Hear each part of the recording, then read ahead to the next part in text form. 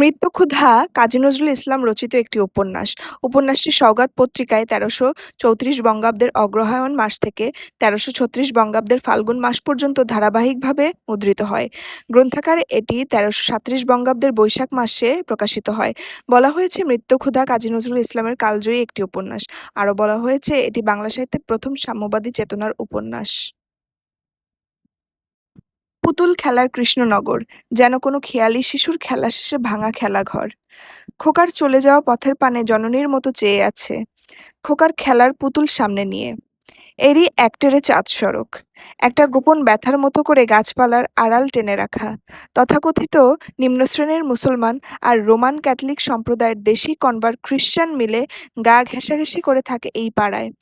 এরা যে খুব সৎভাবে বসবাস করে এমনটা নয়, হিন্দুও দু চার ঘর আছে, চানাচুর ভাজায় ঝালছিটের মতো। তবে তাদের আভিজাত্য গৌরব ওখানকার মুসলমান খ্রিস্টান কারুর চাইতে কারু কম নয়। একই প্রভুর পোষা বেড়াল আর কুকুর যেমন দায়ে পড়ে একে ওকে সহ্য করে, এরাও ঠিক তেমনি। পরস্পর পরস্পরের বিরুদ্ধে গোমরায় যথেষ্ট, অথচ বেশ মোটা রকমের ঝগড়া করার মতো উৎসাহ বা অবসর নেই বেচারাদের জীবনে।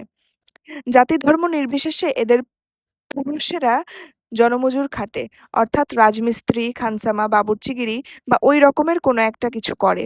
আর মেয়েরা ধান ভানে, ঘর গেরস্থলির কাজকর্ম করে, রাঁধে, কাঁদে এবং নানা দুঃখ ধান্দা করে পুরুষদের দুঃখ লাঘব করবার চেষ্টা করে।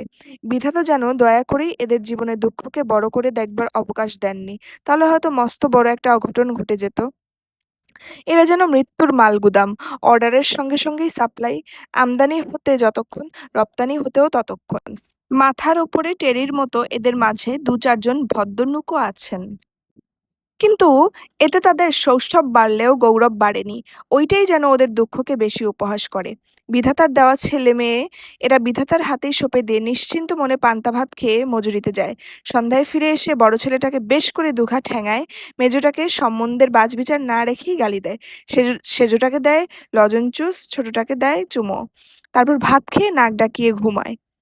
ছোট ছোট ছেলেমেয়ে, রোদে পোড়া, ধূলিমলিন ক্ষুধার্ত, গায়ে জামা নেই, অকারণ ঘুরে বেড়ায়, কাঠকুড়োয় সুতো কাটা ঘুড়ির পেছনে ছোটে এবং সেই সঙ্গে খাঁটি বাংলা ভাষা চর্চা করে। এরাই থাকে চাঁদ সড়কের চাঁদবাজার আলো করে। এই চাঁদ সড়কেই একটা কলতলায় জল নেওয়া নিয়ে সেদিন মেয়েদের মধ্যে একটা ধুমখাত্তর ঝগড়া বেঁধে গেল। কে একজন খ্রিস্টান মেয়ে জল নিতে গিয়ে কোনো এক মুসলমান মেয়ের কলসি ছুঁয়ে দিয়েছে। এদের দুই জাতি হয়তো কোনো একদিন একই জাত ছিল, কেউ হয়েছে মুসলমান, কেউ হয়েছে খ্রিস্টান। আর এককালে এক জাত ছিল বলে এরা আজ একে ওকে ঘৃণা করে। এই দুই জাতের দুটি মেয়েই কম বয়সী এবং তাদের বন্ধুত্বও পাকা রকমের, কাজেই ঝগড়া ওই মেয়ে দুটি করেনি, করেছে তারা যারা এই অনাছিষ্টি দেখেছে। গজালের মার পাড়াতে কুদুলি বলে বেশ নামডাক আছে। সেই অপোজিশন লিড করেছে মুসলমানের তরফ থেকে। অপরপক্ষে হিড়িম্বাও হটবার পাত্রী নয়। তার ভাষা গজালের মার মতো ক্ষুরধার না হলেও তার শরীর এবং স্বর এ দুটোর তুলনা মেলে না। একবারে সেকেলে ভীমকান্তা হিড়িম্বা দেবীর মতোই।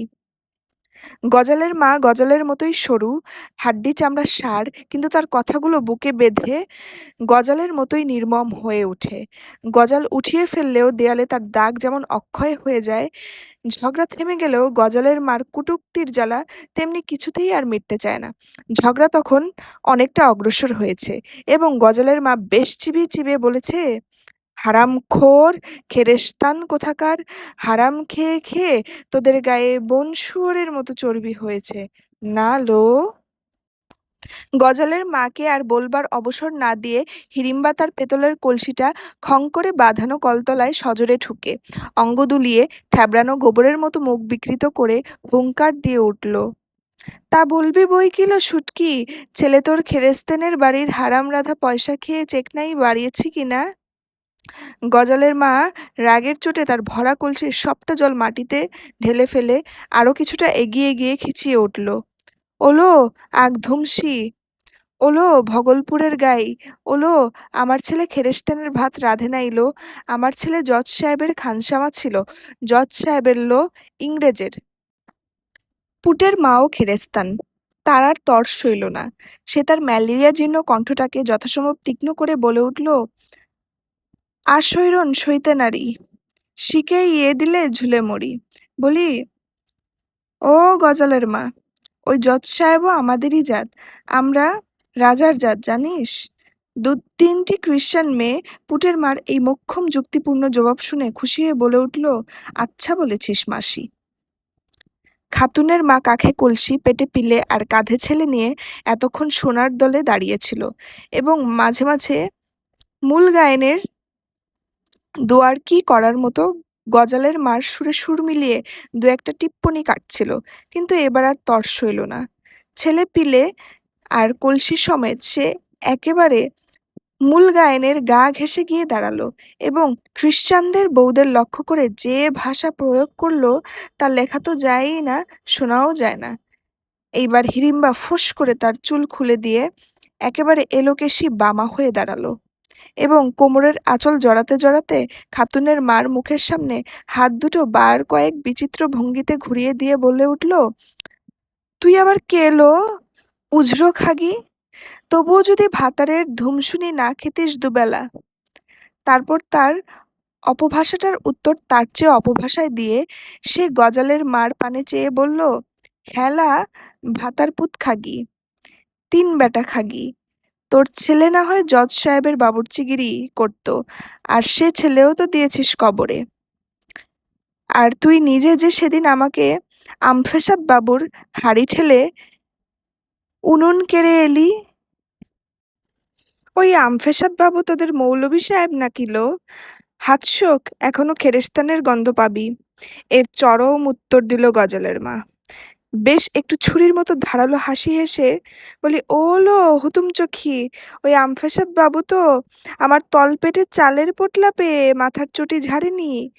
ছেলের বেয়ারাম হয়েছিল, তাই ওরা বাড়ি চাকরি করতে গিয়েছিলাম, তাই বলে ১ গ্লাস পানি খেয়েছি ও বাড়িতে, বলুক দেখি কোন করইরারি বলবে। শেষের কথাগুলো হিড়িম্বার কানে যায়নি। সে ছিটেন পাড়ার পাদ্রী সাহেব মিস্টার রামপ্রসাদ মতির বাড়ি চাকরি করতে গিয়ে সত্যি একবার চাল চুরির জন্য মার খেয়েছিল, কিন্তু সে কেলেঙ্কারির কথাটা এতগুলো মেয়ের মধ্যে ঘোষণা করে দেওয়াতে সে এইবার যা কাণ্ড করতে লাগলো তা অবর্ণনীয়। চুল ছিঁড়ে, আঙুল মোটকে, চেঁচিয়ে, কেঁদে, নেচে কুদে সে যেন এক বিরাট ভূমিকম্পের সৃষ্টি করে ফেলল। অনর্গল গৈরিক স্রাব। যত গালি তার জানা ছিল, ভব্য, অভব্য, শ্লীল, অশ্লীল, সবগুলো একবার দুবার বারবার আবৃত্তি করেও তার যেন আর খেদ মেটে না। লুইস গানার যেন মিনিটে ৭০০ করে গুলি ছুড়ছে। ছেলেমেয়ের ভিড় জমে গেল। ঝগড়া তো নয়, মোরগ লড়াই। ওরই মধ্যে একটা গয়লাদের ছেলে হঠাৎ চেঁচিয়ে উঠল, ওরে পচা রে, ওই শালা পচা, ছুটে আয় রে ছুটে আয়, তোর দিদিমা মা কালী হয়ে গিয়েছে। এই কুড়ুমতল ঝগড়ার মধ্যেও কয়েকটা বউঝি হেসে ফেলল। মুসলমান তরফের একটা বউ আর থাকতে না পেরে ঘোমটার ভেতর থেকেই বলে উঠল, হাত একখানা খাড়া দিলেই হয়। তার চেয়ে সুরশিকা একটি আধবয়সী মেয়ে পেছন থেকে বলে উঠল, কাপড়টাও খুলে পড়তে আর বাকি নেই লো। মুসলমান ছেলেমেয়েরা যত না হাসে তত চেঁচায়, খ্রিশ্চান ছেলেরা ছড়ে ধুলো, বেঁধে যায় একটা কুরুক্ষেত্র। কিন্তু দুঃখের ইন্দ্রপ্রস্থ নিয়ে এ কুরুক্ষেত্র ওখানকার নিত্য ঘটনা। একেবারে মাঝভাত, ঝগড়া হতেও যতক্ষণ, ভুলতেও ততক্ষণ। দুঃখ অভাব হয়তো এদের মঙ্গলই করেছে। এত দুঃখ যদি এদের না থাকতো তাহলে এমন প্রচণ্ড ঝগড়ার পরের দিনই আবার দিদি, বুবু, মাসি, খালা বলে হেসে কথা কইতে ওদের বাধত। এরা সব ভোলে, ভোলে না কেবল তাদের অনন্ত দুঃখ, অনন্ত অভাব। এই না ভোলা দুঃখের পাথারে এরা যেন চড়-ভাঙা গাছের শাখা ধরে ভেসে চলেছে।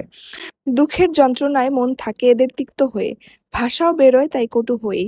কিন্তু পরক্ষণেই যখন দেখে সে একা অসহায় ভাসছে অকুল পাথারে, তখন সে তারই দিকে হাত বাড়িয়ে দেয়, যাকে সে এতক্ষণ ধরে অতি বড় কটূক্তি করেছে।